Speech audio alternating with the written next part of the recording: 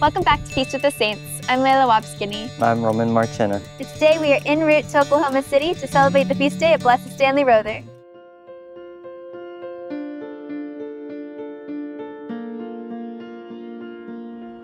We are heading up the trail to Tepeyac Hill, where we are going to see the statues of St. Juan Diego and Our Lady of Guadalupe. And it appears that this roly-poly is also making a pilgrimage all the way up to the top of the mountain. We wish it blessings and good luck. This cricket as well is singing a song in glory to God. And it seems that we have another roly-poly and ants all about the place, all making their pilgrimage on the day before the feast day of Blessed Stanley Rother.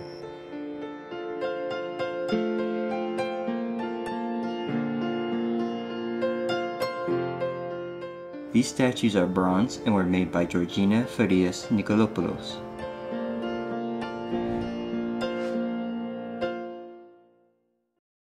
I'm Father Zach Bozeman, pastor here at Holy Trinity Catholic Church in Okarche, the hometown of Blessed Stanley Rother, his home parish. He celebrated his first Mass right over here in the church. Happy to be here and to host everyone this weekend as we celebrate Blessed Stanley Rother's feast day. Could you tell us a little bit about your contribution to the shrine? Yeah, of course. I was honored to be a part of the Blessed Stanley Rother Shrine and its conception and its design as it was being constructed back in 2022 and 2023. I worked on the Arts and Environment Committee designing the interiors of the shrine. And so my joy was to be able to come up with a vision for the chapel. We have the image there of Blessed Stanley Rother being welcomed into the company of martyrs by Jesus himself, the risen Lord. And so to have Blessed Stanley Rother now as an intercessor, as a hometown hero here in Okarche means a lot to me. So, thank you very much. Yeah, thank you. After waving hello to Pope Francis and attending Mass at Holy Trinity, we were fortunate to meet some of Blessed Stanley Rother's family. Hello, could you please tell us your name and your relation to Blessed Stanley Rother? I'm Sister Marita Rother, and I am a proud sister of Father Stanley Rother. And could you tell us some of your favorite memories with him? As a youngster? Yes, ma'am. Well, we were only 14 months apart, so he was 14 months older than I was. So everything we did for many years was, together. We lived on a big farm, so when it was time to go out and milk the cows, we went out and did that. And but he was kind of ornery. He had his moments of that, and yet he was never, to me, someone that you wouldn't love. One day he approached my mother. We were still in high school, and he said, "Mother, I think I want to go to the seminary." And she said, "You do?" And he said, "Yeah, I think maybe that's what I should do." I talked to Father about it, and he thought maybe it was a good idea. So, my parents, of course, were really proud of him. Could you tell that you were living with someone who would later be beatified? Oh, I had no idea. No, I did know that he was a good guy. And the fact that he went to the seminary and struggled a little bit but first he did, and then went on. But I never had any idea that he was going to be somebody, will soon be canonized, I'm sure. What is it like to have a beatified brother? Challenging, in one sense.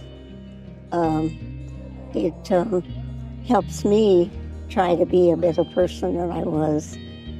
And I pray to him often. And I say, "Stan, help me through this," or tell me what to do, or, things like that.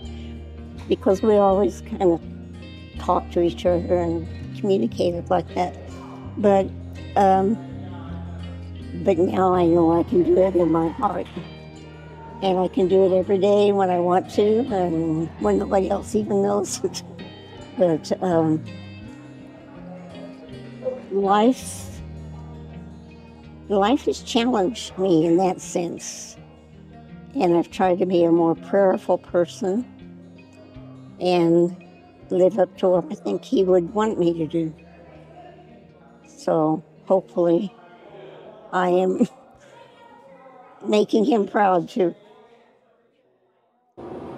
Today we are visiting Cafe Antigua, the Guatemalan restaurant in Oklahoma City.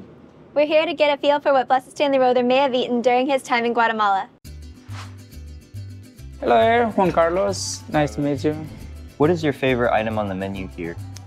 I do like the huevos motuleños. It's really good. It has the handmade corn tortilla, beans, it's all the stuff like pile up, but it's really good plate.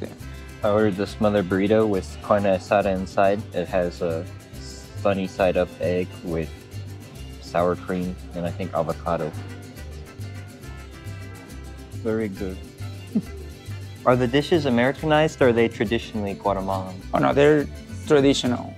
Yeah, all homemade, traditional. Yeah, they are really, really good. Okay. Thank you very much. Oh sure, you're welcome. Okay. I ordered the puffles. It's a waffle pancake with fresh bananas and strawberries, whipped cream, and some strawberry butter, some syrup.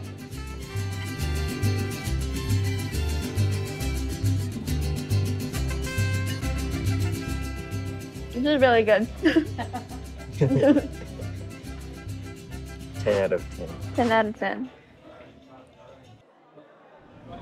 What food did Stanley love? We know that he loved peanut butter cookies, and people talk about that in the parish, the Women's Society, the Altar Society. But when he was in Guatemala, he would ask people to bring him jars of peanut butter. That was his source of protein because they didn't have a lot of meat. And so he loved peanut butter, and he would call it a peanut butter lollipop. He'd stick a spoon in there and eat from that. When he was murdered, he had empty jars of peanut butter sitting. He used those. They were just sitting around his room. When he was murdered, the nun that found him was scooping his blood and putting it inside of one of those peanut butter jars. And they had asked the family if they could keep the heart in Guatemala with his people. And his parents, my husband's grandparents, said yes, that his heart should stay with his people. So they literally had it in one of those peanut butter jars along with the blood. And years later, when they dug that up, you know, for the beatification, one of the steps of becoming a saint, it was still liquid. So, yeah. So that's kind of the story with the peanut butter for him. That was one of his favorites. To celebrate the feast day of Blessed Stanley Rother, We'll be making peanut butter cookies. for this recipe, you will need 1 cup brown sugar packed, 1/2 cup peanut butter, 1/2 cup unsalted butter softened, 1 egg, 1 teaspoon vanilla extract, 1 1/4 cup all-purpose flour, 3/4 teaspoon baking soda, 1/2 teaspoon baking powder, 1/4 teaspoon salt. 1/2 cup of granulated sugar for rolling. Preheat the oven to 375 degrees Fahrenheit. In a large mixing bowl, cream the brown sugar, butter, and peanut butter with an electric mixer.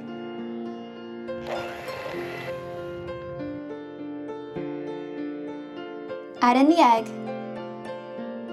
and vanilla extract. Blend until incorporated.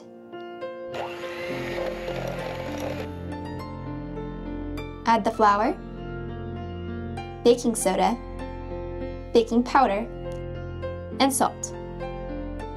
Mix until all the ingredients are combined. Shape dough into 1.5-inch balls. Roll into granulated sugar and place on a parchment-lined baking sheet. Place the dough balls 3 inches apart.